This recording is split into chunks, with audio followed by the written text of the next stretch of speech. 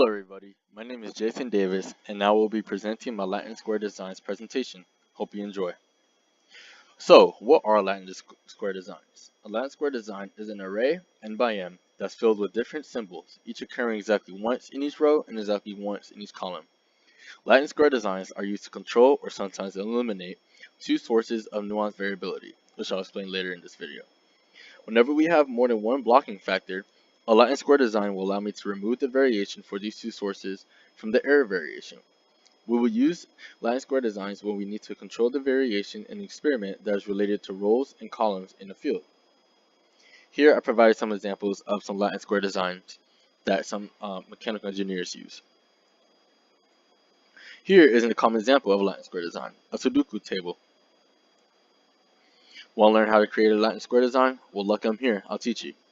So, first thing you have to do is, let's just say you have just conditions, right?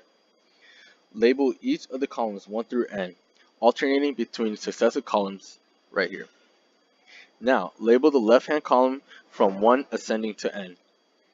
Move to the right by 1 column and fill in the next column by incrementing the values with each successive row. After doing this process a few times, you'll come out to this a good example of a Latin square design. So you may be asking, how are Latin square designs important in engineering? Well, I'll tell you. In engineering, using Latin square designs are very beneficial to the researcher or student using it because nuance factors are a prevalent thing in projects.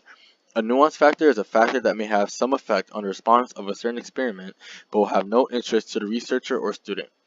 The variability it transmits to response, however, needs to be little. If the nuance factor in an engineering project is known and controllable, it helps use blocking, which is sometimes used to control or eliminate two sources of nuance variability. There can also be times where the nuance factor is known and uncontrollable. In this case, we will use analysis of covariance, which is a general linear model which blends ANOVA and regression that evaluates whether the means of a dependent variable are equal across levels of a categorical independent variable. We will use analysis of covariance to remove the effect of the nuance factor from the analysis. Lastly, if the nuance factor isn't known or uncontrollable, the student researcher will use randomization to balance out its impact across the experiment. And here I provide an example that Ford provided me of a Latin square design. Here they're testing out different cars and their functionality from different companies such as Tesla, one from Ford, one from Honda, for example. Using the process I've discussed earlier, they created the Latin square design in a way to where it's very organized and easy to see for engineers. Thank you.